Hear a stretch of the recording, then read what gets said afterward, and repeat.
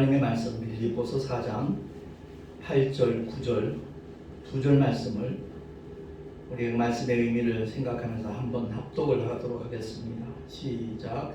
종말로 형제들아 무엇에든지 참되며 무엇에든지 경건하며 무엇에든지 옳으며 무엇에든지 정결하며 무엇에든지 사랑할 만하며 무엇에든지 칭찬할 만하며 무슨 덕이 있든지 무슨 기림이 있든지 이것들을 생각하라. 너희는 내게 배우고 받고 듣고 본 바를 행하라. 그리하면 평강의 하나님이 너희와 함께 계시리라. 아멘. 기도하겠습니다. 오늘도 우리에게 생명의 말씀, 진리의 말씀을 허락하시는 주님을 찬양합니다. 오직 성령 하나님 하늘의 지혜로 충만케 하셔서 이 말씀의 의미가 무엇인가를 바로 알고 깨달을 뿐만 아니라 그대로 실행할 수 있는 믿음의 능력까지 주님 우리 모두에게 풍성히 허락하여 주시옵소서. 우리 구주 예수 그리스도 이름으로 감사하며 기도하옵나이다. 아멘. 제가 군 생활하면서 처음 만난 목사님, 그 목사님은 평생 제가 잊지를 못하죠. 왜냐하면 그 목사님은 말씀과 삶이 일치가 되셨던 그런 목사님이십니다. 그 목사님이 한 3년 전에 소천하셨는데 당신께서 교회를 몇 개를 개척하셨고 건축도 3군데나 하셨어요. 마지막 건축하신 교회가 일동 감리교회인데 그 교회도 후임자를 아들 목사님한테 넘겨주지 않냐고 전혀 상관없는 후배 목사님에게 이렇게 교회를 맡길 만큼 그 삶이 누가 봐도 존경할 만한 정말 닮고 싶은 그런 목사님이셨습니다. 제가 75년도에 77년도까지 이렇게 백골사단 그 신수리에서 군생활을 했는데 그 당시에 신술 감리교회에 출석한 사병들 가운데 주의종이 계신 분이 17명이 돼요. 단 한 번도 뭐 주의종 사명이 있다 그런 말씀 하신 적도 없고 목사가 되라 권면하신 적도 없는 목사님이에요.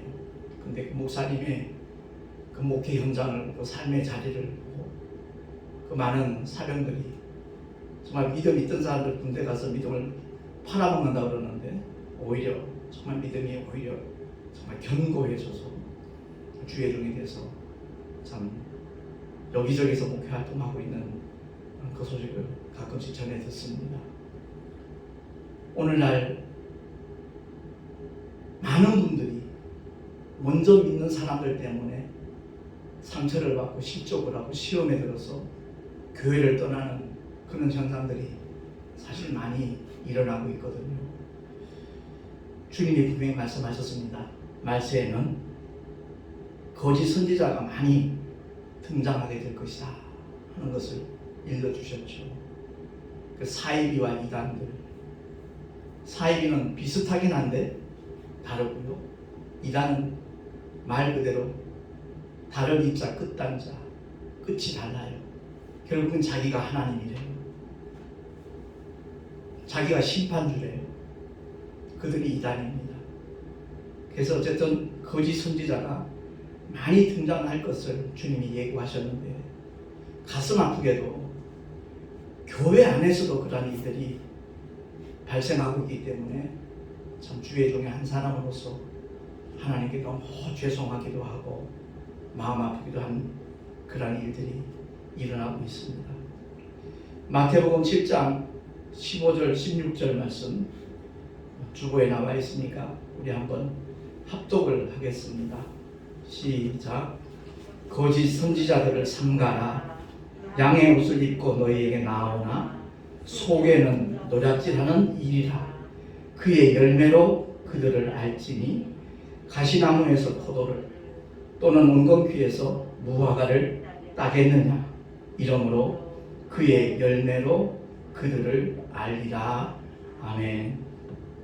언젠가도 한번 말한 적이 있지만 제가 택시 전도를 시작하고 난 다음에 거의 3년 가까이 택시 손님들 중 한 3분의 1은 예전에 신앙생활을 했는데 지금은 안 합니다. 안 하는 정도가 아니라 안티크리스찬이 돼서 자기가 다니던 교회 목사님들 이렇게 힐난하는 그런 얘기들을 들었거든요. 처음에는 민망하기도 하고 듣기가 거북하기도 하고 그랬는데 기도할 때마다 귀담아 들을 것을 하나님이 요구하셔서 한 30개월 가까이 들었던 내용들을 종합 발췌해가지고 제가 목사님들, 사모님들만 보는 신문이 있어요. 그게 목회자 사모신문인데 설도공 목사님이 발행인이고 그래서 거기에 제가 느닷없이 기고를 했습니다. 택시 전도하는 목사인데 그 당시에 이제 효성동에 있었죠. 열방교회 담임 목사인데 택시를 하면서 내가 들었던 이런 얘기를 통해서 참 안타까운 마음이 있다. 그들은 왜 교회를 떠났는가? 그리고 그들이 다시 교회로 돌아올 수 있도록 하기 위해서 오늘날 우리 목사님들은 그리고 교회는 어떻게 해야 될 것인가? 그런 내용에 대해서 제가 원고를 보낸 적이 있습니다. 그랬더니 편집국장님한테 손대지 말고 그대로 실으라 그랬대요. 그게 인연이 돼서 지금 8번째 제 기사가 이렇게 소개되고 있는데 정말 안타깝죠. 이유는 난 하나입니다. 삶의 본이 되지 못하니까. 그러니까 강단에서 가르치는 말씀은 너무나 은혜롭고 정말 감동이 되는 그런 메시지들이 선포되는데 정작 그들의 삶의 자리는 그렇지 않다는 거죠. 그것 때문에 시험에 들고 상처를 받고 이러는 것이 교회라면 나는 다니지 않겠다. 참 어리석은 결론을 내리고 세상으로 돌아가는 그런 분들이 참 많았다는 거죠. 그래서 주님이 마태복음 23장 통해서 미리 일러주셨거든요. 2절 3절 말씀을 다시 한번 합독을 하겠습니다. 시작.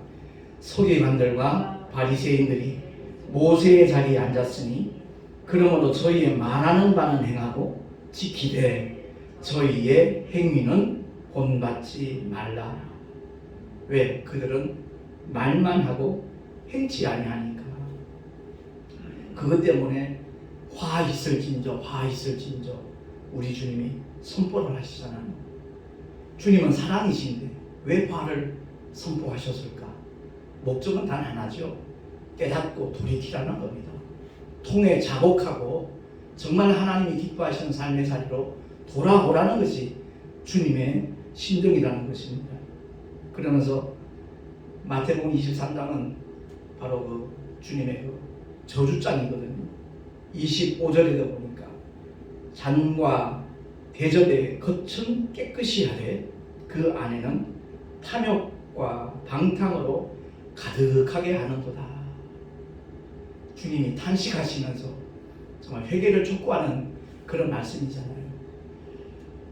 제가 한 20년 전에 강원도 동해시에서 교회를 건축을 한 적이 있습니다. 성도는 10명 정도밖에 되지 않는데 건축을 한 이유는 딴 거 없습니다.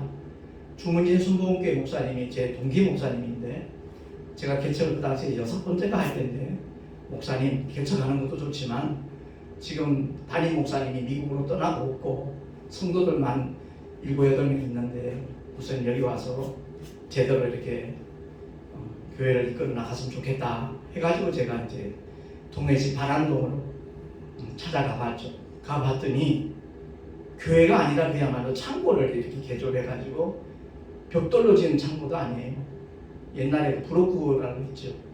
바람이 불면 뭐 바깥 냉기가 다 들어오는 그런 교회예요. 한 17년 된 교회였는데 그래도 성도들이 자기 집을 이렇게 하나님 앞에 들여가지고 만든 교회였기 때문에 굉장히 애정들이 있더라고요. 그래서 그 참 의미 있겠다, 보람 있겠다 싶어서 제가 부임을 하면서 첫 메시지가 우리 주님의 몸된 교회를 한번 아름답게 건축합시다 선포를 했어요. 그리고 1년 만에 교회가 건축이 됐습니다. 건축이 되는데 뭐 성도들이 헌금할 여력이 있겠어요. 땅을 담보로 해가지고 뭐 은행에서 대출도 받고 또 카드로 이렇게 활용을 해가지고 교회 건축을 석 달 반 만에 완성을 했습니다. 그랬더니 주변의 사람들이 능력 있는 목사님 같다고 소문이 자자하더라고요. 근데 실상은 빚이죠. 그 어려움이 한 7, 8개월 되니까 제 치아가 깨끗한데 치근이 다 사가버린 거예요. 그래서 그 당시에 50대 초반밖에 안 됐었는데 부분 틀니를 7대 할 만큼 스트레스가 됐던 겁니다. 그래서 기도하는 가운데 서울 명일동에 있는 큰 교회가 있어요. 그 목사님이 선교를 많이 하시는 분이고 처음부터 개척을 하면서 전도와 선교의 그 의미를 부여하고 교회를 시작하신 목사님으로 이제 정평이 나 있는 목사님이라 특별 새벽 기도회 시간에 내가 한번 찾아뵙고 말씀을 드려야 되겠다. 재산권 다 넘길 테니까 여기서 정말 빚 때문에 스트레스 받지 않고 그냥 5년만 목회하다가 떠나갈 수 있도록 좀 도와주십시오. 그 말씀을 드리려고 제가 새벽에 3시 반에 출발해서 4시 한 5분쯤 도착을 했어요. 그 새벽 예배를 드리고 있더라고요. 마치고 난 다음에 한번 뵈려고 했더니 부목사님들이 딱 가로막는 거예요. 약속하셨습니까? 아니요, 약속 안 했습니다. 이 시간에만 뵐 수 있을 것 같아서 안 됩니다. 우리 목사님 어떤 분이신데 이런 식으로 만나보십니까? 이런 시야에 거절하는 거예요. 잠깐만 뵙고 인사만 드릴 수 있도록 해달라고 했더니 안 되는 거예요. 단호하더라고요. 그때 제가 내가 듣던 얘기하고 실상은 다르구나. 편지도 썼었고 분명히 그 편지가 전달은 됐을 텐데 이렇게 차단하는 거 보니까 내가 오해를 했구나. 굉장히 상처를 받은 적이 있어요. 바로 그때 제가 깨닫는 것이 우리가 눈으로 보는 것, 귀로 듣는 것하고 실상은 다를 수가 있겠구나. 하나님이 모든 것을 다 아실 텐데 안타까운 마음이 생겼어요. 결국은 그 교회도 이제 세습하는 문제로 인해서 교단에서 교계에서 큰 무리를 일으켜 많았습니다만 그 목사님을 제가 공격하기 위해서 이런 말씀을 드리는 것이 아니라 우리 모두가 다 정말 하나님이 원하시는 삶의 자리가 무엇인가 하는 것을 바로 알고 이 믿음의 길을 걸어가는 것 너무 중요한 일이 아니겠는가 그런 생각을 해봤습니다. 장과 대접의 거처는 깨끗합니다. 근데 그 안에는 탐욕과 방탕으로 가득하게 하는 거다. 오늘날 현대교회가 이렇지 않다라고 장담할 사람이 있을까? 이 생각이 문득 들더라고요. 27절 말씀처럼 회칠한 무덤 같으니 겉으로는 아름답게 보이나 그 안에는 죽은 사람의 뼈와 모든 더러운 것이 가득하도다 라고 주님이 탄식하시는 그 메시지가 바로 마태복음 23장에 쭉 열거되어져 있습니다. 사실 그렇습니다. 많은 목사님들이 있는데 두 부류가 있습니다.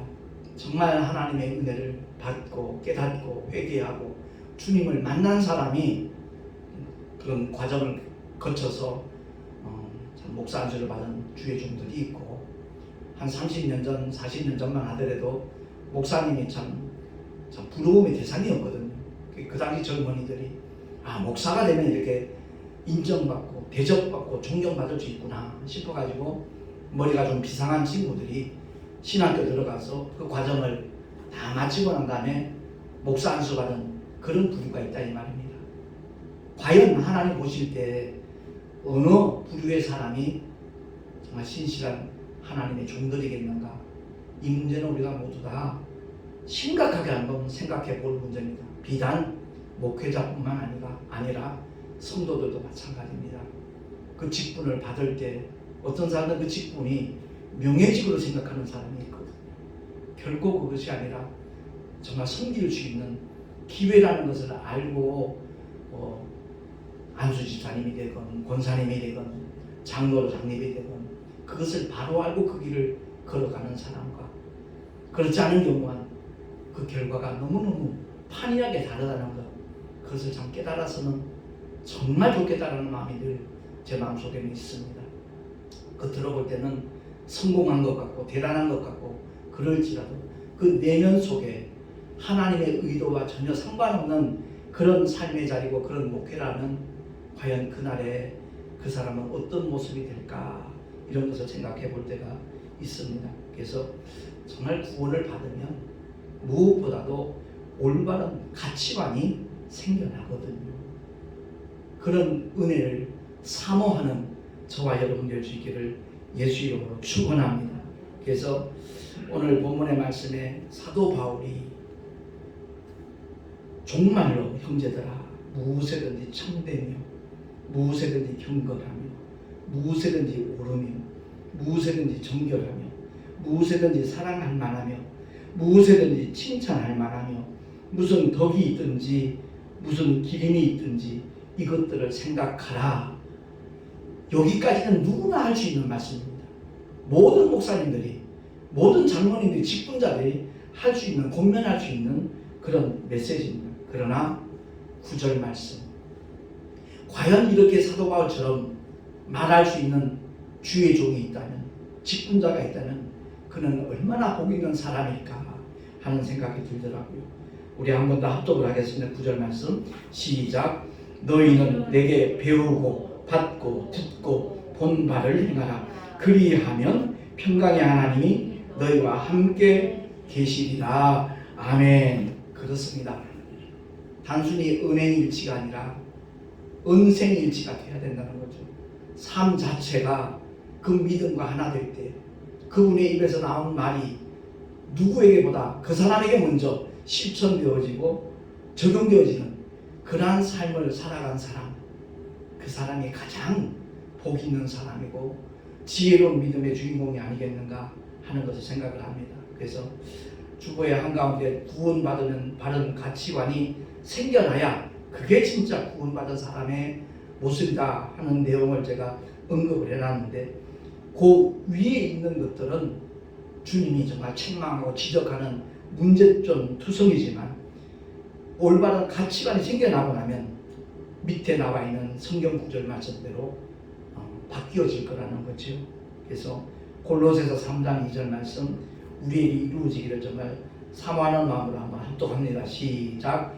위의 것을 생각하고 땅의 것을 생각지 말라. 아멘. 최근에 어느 충청도에 있는 교회에서 일어난 일을 제가 전해 듣고 참 마음이 아팠어요. 일평생 주를 위해 헌신을 했고 교회가 참 크게 부흥이 됐어요. 이제 그분이 나도 나이가 같아가지고 올해 이제 은퇴를 하시는 목사님이신데 그 목사님이 이제 공동회의를 통해서 결정이 된 게 뭐냐면 퇴직금을 얼마 드리기로. 근데 아직 은퇴는 아직 안 하셨거든요. 그렇게 결의를 했는데 새로 재정을 맡게 된 장로님하고 단 두 분이서 얘기를 해가지고 은퇴하고 난 다음에 받아야 될 그 퇴직금을 3억 몇 천인가 그걸 갖다가 먼저 받은 거예요. 그게 문제가 되니까 성도들이 시험거리가 된 거죠. 놀라웠던 거죠. 상처를 받은 거죠. 아닌 말로 10수년, 20년 이상 그래서 목회를 하면서 자녀들 교육 다 시키고 유학시키고 정말 생활이 넉넉하게 한국교회 특성이 그래요. 교회가 정말 성장하고 부흥하면요 성도들 누구보다도 주의 종을 잘 선대합니다. 대접하기를 즐겨합니다.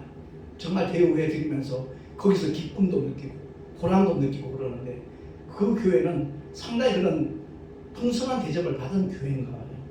그런데 퇴직금이 뭐가 급해서 아직 은퇴도 안 했는데 미리 받았느냐. 그것도 성도들과 아무런 얘기도 없이 그것 때문에 상당히 문제가 됐다. 그 얘기를 전해 들으면서 오늘 이 본문의 사도 바울 다시 한번 생각이 나는 거예요. 오늘날 많은 주의 종들이 하나님의 은혜를 받고 내 평생 주 앞에 충성하겠습니다. 내 삶을 맡기겠습니다. 하고 결단한 사람들이 사실 목사님들이거든요. 그런데 목회를 마무리하는 무렵에서 그런 부작용들이 생기면 비단 그 교회만이 아니잖아요. 수도권에서 더 큰 교회들 엄청난 사건들이 많잖아요. 몇 억이 아니에요. 몇십억. 그리고 뭐 사택도 그렇고 평생 그 노후 자금으로 쓸 수 있는 그것 때문에 법적 분쟁도 일어나는 이런 부분들을 볼 때 과연 보물을 하늘에 쌓아두라 라고 설교하셨던 그 목사님은 어떤 분인가. 이런 회의가 들 수밖에 없잖아요. 분명히 주님이 말씀합니다. 너희를 위하여 보물을 땅에 쌓아두지 말라. 거기는 종과 동록이 행하며 도적이 구멍을 뚫고 도적질하느니라. 오직 너희를 위하여 보물을 하늘에 쌓아두라라고 우리 주님이 친히 일러주셨어요. 이 세상 떠날 때 아무것도 저희는 못 갖고 가잖아요. 그런데 먼저 보낼 수는 있거든요. 어떻게 해요?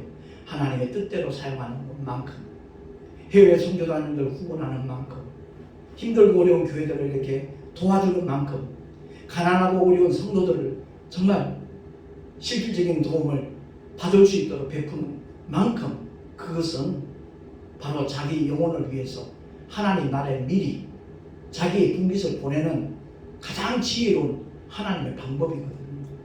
근데 어찌하여 이런 일들이 자꾸만 반복해서 일어날까? 뉴스를 통해서 그런 큰 교회 사건들 한번 보도되고 나면 교회의 이미지는 그냥 추락하기 마련이거든요. 그러면 제가 택시를 하다 보면 그래요. 아니 목사님 왜 택시를 하세요?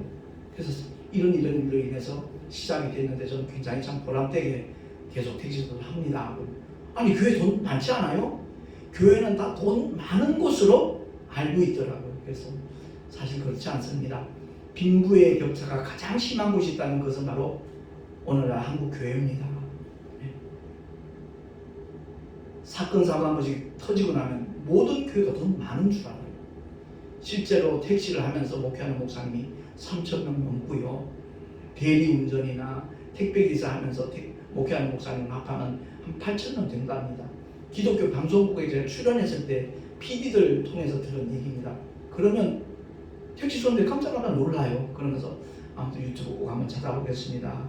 이렇게 말씀하는 분들이 많이 생기고 있는데, 이따금 우리 사회적으로 이렇게 좀 본이 될 만한 분들의 그 기부하는 행위들 뉴스에 나오잖아요. 일평생 번 돈, 쉽게 번 돈도 아니에요. 정말 힘들게 번 돈, 뭐 20억을 전액 사회에 환원한다고 맡기는 할머니들, 할아버지들, 그런 모습들을 볼 때 믿는 자들이 정말 그런 것들을 다시 한번 이렇게 되새겨보면 얼마나 좋을까 하는 그런 생각이 들 때가 있습니다. 어쨌든 오늘 말씀을 통해서 주의 종들도 그렇고 성도들도 그렇고 정말 내 삶의 마지막을 위해서, 내 영혼의 때를 위해서 나는 어떤 결단을 해야 될 것인가, 어떤 선택을 해야 될 것인가 하는 것을 바로 정말 이 시간을 통해서 가질 수 있는 시간이 된다면 참 좋겠다는 생각이 듭니다. 특히 주의 종들 향해서 베드로가 권하는 메시지가 있거든요. 베드로전서 5장 2절 3절 말씀입니다. 합독하겠습니다. 시작. 너희 중에 있는 하나님의 양무리를 치되 부득이함으로 하지 말고 오직 하나님의 뜻을 좇아 자원함으로 하며 더러운 일을 위하여 하지 말고 즐거운 뜻으로 하며 맡기운 자들에게 주장하는 자세를 하지 말고 양무리의 본이 되라. 아멘. 그렇습니다. 주의 종들도 선한 목자이신 주님 앞에는 하나의 어린 양입니다. 그러니까 물론 작은 목자로서 주님이 맡겨주신 사명 감당하는 일 너무나 귀하죠. 그러나 분명히 기억해야 될 것은 주의 종들 역시도 선양이라는 사실입니다. 단순히 가르치려드는 그런 자세가 아니라 그야말로 먼저 본이 되는 그런 모습을 보일 때 성도는 자동적으로 앞서가는 양을 따라가게 되어 있거든요. 그래서 하나님의 양무리를 치되 부득이함으로 하지 마라. 한국교회 또 어떤 좀 좋지 않은 특성이 있었는 거 아니? 기도 좀 한다는 그 권사님 중에서 하나님이 널 택했다고, 넌 사명을 하나님이 주셨는데 왜 깨닫지 못하냐고 그런 얘기를 듣고서 또 자기만 서원하는 게 아니라 자기 아들을 갖다가 또 하나님께 바친다고 서원하는 그런 일들이 70년대, 80년대 많이 있었습니다. 그러다 보니까 이미 서원은 돼 있는 상태고 그 아들은 전혀 생각도 없고 뜻이 없었는데 어머니의 서원 기도 때문에 어쩔 수 없이 하는 일마다 그냥 막히고 실패를 거듭하니까 어쩔 수 없이 신학을 하고 주의 종이 되는 그런 케이스가 결코 적지 않았거든요. 그런 사람들은 부득이함으로 하는 거예요. 그걸 하나님이 과연 기뻐하시겠는가? 결코 그렇지 않다는 거죠. 진리 안에서 자유함을 누리고 정말 하나님 주시는 평강과 기쁨 속에서 주님 앞에 서는 날을 기대하며 힘들고 어려워도 그것이 고통과 괴로움이 아니라 오히려 기쁨과 즐거움으로 해가는 그런 삶이 되어야 그게 정상인데 그렇지 못한 경우, 그래서 하나님의 뜻을 쫓아서 자원함으로 하는 그런 목회라든가 그런 신앙생활, 그것이 정말 행복하다는 것을 다시 한번 깨닫게 됩니다. 더더구나 베드로의 권면처럼 더러운 일을 위하여, 이권을 위해서 하지 말고, 돈 때문에 하지 말고, 무엇보다도 즐거운 뜻으로 맡기운 자들에게 주장하는 자세를 하지 말고 양무리의 본이 되라 그랬거든요. 제가 한 24년 동안은 열심히 세미나 다니면서 새롭게 배운 그 성경 지식들, 내용들, 이런 것들을 가르치려 들면서 한 24년 목회를 했었어요. 그러고 난 다음에 10년 전에 정말 내가 깨닫고 이론까지 개명하고 난 다음에는 가르치려 듣는 자세가 아니라 하나님께서 깨닫게 하시고 경험하게 하신 그런 은혜의 삶을 함께 나누고자 소개를 하고 있거든요. 분명히 비슷해 보이는데 전혀 다르더라고요. 가르치려 드는 그런 자세를 취했을 때는 성도들이 그대로 따라주지 않으면 막 속도 상하고 화도 나고 막 그랬거든요. 그러나 하나님께서 이렇게 역사하셨다는 것을 간증하면서 말씀을 통해 함께 은혜를 나누고 난 다음에 그들이 그 삶을 택하든지 않든 그것과 무관하더라고요. 주님이 하신 일이고 그들의 믿음의 분량에 따라, 그들의 복의 분량에 따라 그들이 선택하는 것이니까 거기에 대해서 내가 괜히 부담을 갖게 되는 그런 일들이 사라지게 되더라고요. 그래서 자주 그런 걸 권합니다. 우리 주의 종들 정말 가르치려 들지 맙시다. 하나님이 이렇게 역사하셨다는 것을 우리가 함께 나누면 거기에 감동받은 사람은 동참을 할 것이다. 그래서 우리 교단 동서노회에서도 한 달에 한 번씩 이렇게 목회자들 원리를 하는데, 한 달 동안 하나님께서 우리에게 개인이나 가정이나 교회에 베푸신 그 은혜를 함께 나누는 그런 시간을 원리회 때마다 갖기로 했거든요. 1월달인가 12월달 가졌을 때는 정말 많은 목사님들이 한 15명이 거의 다 간증을 했어요. 굉장히 좋더라고요. 제가 그 생각을 왜 했는가 하니 처음 신술 강의교회에서 부흥회 때 은혜 받은 성도들이 앞에 나와서 그 간증하는 그 모습이 생각이 나더라고요. 그렇다. 가르치게 되는 것이 아니라 하나님이 이렇게 역사하시다라는 것을 내 삶의 현장에서 체험한 것을 나누면 모두가 다 도전도 받고, 그래 나도 한번 저렇게 믿음의 길을 걸어가야 되겠구나 다짐도 하게 되더라고요. 그래서 아무튼 그렇습니다. 주장하는 자세 부작용이 많습니다. 그러나 양무리의 본이 돼가지고 이렇게 정말 묵묵히 주님을 따라가면 그 사람을 보는 많은 사람들이 동일하게 좋은 영향력을 받게 되더라는 거죠. 제가 오늘 이 본문 말씀을 통해서 사도 바울이 너희는 내게 배우고 받고 듣고 본바를 행하라 라고 말할 수 있었던 것은 바로 사도행전 20장 33절에서 35절, 그가 떠날 때 사랑하는 성도들에게 고백한 내용입니다. 우리 천천히 한번 합독을 하겠습니다. 시작. 내가 아무의 은이나 금이나 의복을 탐하지 아니하였고 너희 아는 바에 이 손으로 나와 내 동행자들의 쓰는 것을 당하여 범사에 너희에게 모본을 보였노니 곧 이같이 수고하여 약한 사람들을 돕고 또 주 예수의 친히 말씀하신 바 주는 것이 받는 것보다 복이 있다 하심을 기억하여야 할지니라. 아멘. 바울이 떠나면서 이 고백을 했을 때 목을 맞대고 눈물을 흘리면서 사도 바울이 떠나는 것을 정말 아쉬워했던 그 장면입니다. 그렇습니다.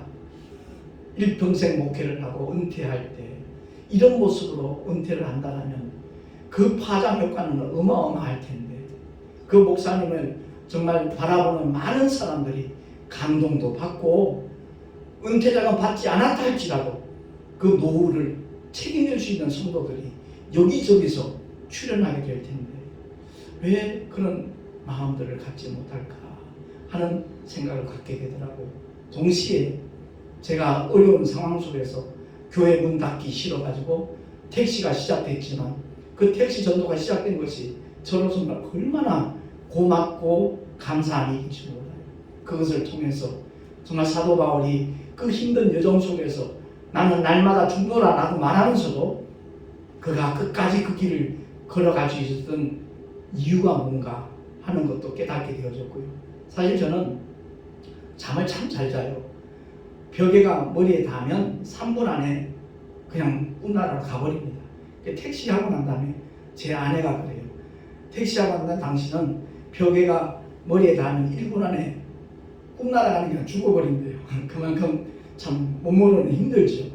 그럼에도 불구하고 한 4시간 자고 나면 가뿐하게 일어날 수 있도록 하나님이 도와주시는 그 증거들이 있으니까 지치지 아니하고 끊임없이 그 표대를 향하여 달려갈 수 있다는 것을 고백을 합니다. 아무도 오늘 말씀을 통해서 우리 부모님들은 자녀들에게 이렇게 말할 수 있어야 되거든요. 너희는 내게 배우고 받고 듣고 본 바를 행해라. 이렇게 말할 수 있는 믿음의 부모라면 그 사람은 참으로 멋진 성도인 줄로 믿습니다. 우리 모두가 다 언젠가 이 나그네 인생을 떠날 터인데 그날에 나를 아는 모든 사람들에게 이렇게 권면할 수 있는 그 자리에 부끄럼 없이 나갈 수 있는 우리 모두가 될 수 있기를 예수 그리스도 이름으로 간절히 축원을 드립니다. 기도하겠습니다. 하나님 아버지 감사합니다. 많은 믿음의 사람들이 있지만 정말 본받을 만한 믿음의 사람들 그리 많지 않은 시대에 우리들이 살아가고 있습니다. 이런 현상을 탓할 것이 아니라 내가 먼저 그런 본받을 만한 믿음의 삶을 살아가리라 결단할 수 있는 우리가 되게 해주셔서 그야말로 묵묵히 그 길을 열심히 걸어가고 달려갈 때 우리를 바라보는 우리를 쳐다보는 많은 사람들이 좋은 영향력을 받을 수 있도록 주님께서 은혜 위에 은혜를 더하여 주시옵소서. 우리 구주 예수 그리스도 이름으로 감사하며 간절히 기도하옵나이다. 아멘. 교회 소식 주보를 참고해 주시기 바랍니다.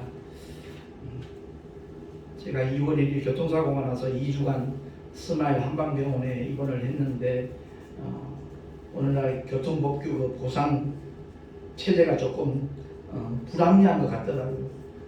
갑자기 나타난 그 차를 제가 들이받았으면 8대2 정도 되는데 내가 그 차를 부딪히지 않고 피해가지고 다른 사고가 났기 때문에 6대4래요. 뭐 어쩔 수 없는 거죠. 아무튼 위에서 기도해 주시면 고맙겠고요. 만약 부딪혔으면 그 운전자는 많이 다쳤겠죠. 저보다 훨씬 더. 근데 아무튼 은혜 가운데 하나님께서 지켜주셔서 제가 이마에 상처난 것이 눈에 보일까봐 굉장히 마음이 쓰였는데 감사하게 여기 머리카락이 있는 부분이라서 여기 캄프라지가 좀 되더라고요. 물론 자세히 보면 흉터가 보이긴 하는데 은혜 가운데 아무튼 그 모든 일들이 잘 마무리되고 더욱더 택시 전도에 매진할 수 있도록 함께 기도해 주시면 감사하겠습니다. 무엇보다도 그 열방교회 말씀 특강 가운데 세상 종교와 기독교는 다르다. 이것만큼은 꼭 한번 숙지를 해줬으면 좋겠습니다. 왜냐하면 택시 손님들 가운데 제가 목사라는 걸 알고 종교는 다 똑같죠. 그 얘기를 너무너무 많이 해요. 그래서 제가 1년 전에 그 특강을 해놓은 게 올려가 있는데 도움이 될 겁니다.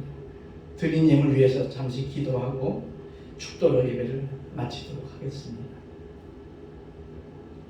하나님 아버지 은혜를 감사합니다. 주님을 예배하며 정말 나 같은 사람을 구원해 주신 주님의 놀라운 사랑에 그 은혜 감사해서 예배 때 귀한 예물 미리 준비하고 기도하면서 드린 손길들이 있습니다. 원금 각지에서 보낸 귀한 손길들도 있습니다.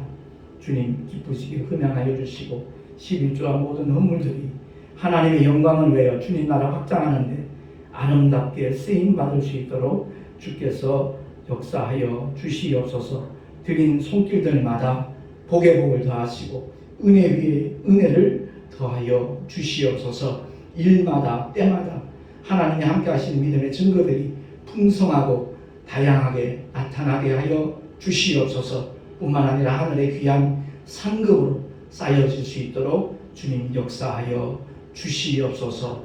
우리 구주 예수 그리스도의 이름으로 감사하며 간절히 축복하며 기도하옵나이다. 아멘. 이제는 우리 구주 예수 그리스도의 크신 은혜와 하나님 아버지의 영원하신 사랑하심과 보혜사 성령 하나님의 내주교통 인도하심과 교통하심과 축복하심이 오늘 주의 말씀을 듣고 진실로 이러한 고백을 할 수 있는 믿음의 길을 걸어가리라 결단한 하나님의 사람들 머리 위에, 그 가정과 자녀들과 경영하는 삶의 자리 위에, 또한 주께서 피로 값주고 세우신 주님의 모든 교회들 위에 지금으로부터 영원토록 함께 있을지어다. 아멘.